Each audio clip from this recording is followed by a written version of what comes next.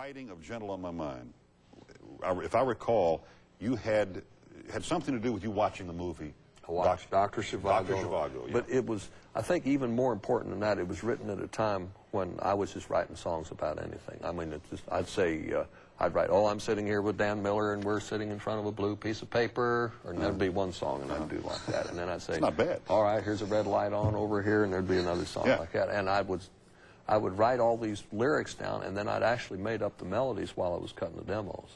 I'd just say, well, let's see, we just did one in G, let's do this one in A. And then I'd get A, and I'd get me a little chord progression going, and then I'd just improvise the melody. So I was writing, on a good day, 7 songs, you know. I mean, most of them were throwaway things, but...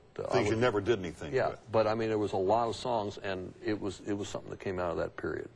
Where did it come from? So you see Dr. Zhivago. What happens in your mind?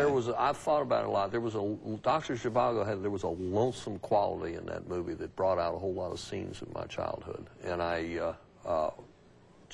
went home and I started writing these things down, and I didn't even know it was a song, except I'd get down to the end and then it would be a little couplet there. So I was just...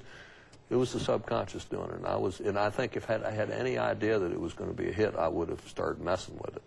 So I just wrote it all down, and I was actually in a hurry to get to bed.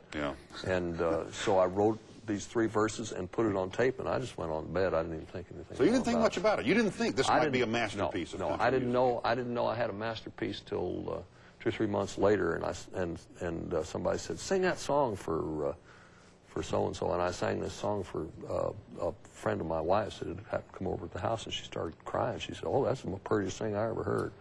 Oh, is it? Man, you could retire off that song, couldn't you? I wouldn't. But you could. You could make it through the rest of your life okay. Well, I don't know, I guess. Song. Maybe financially, but certainly not mentally and spiritually. Yeah, yeah.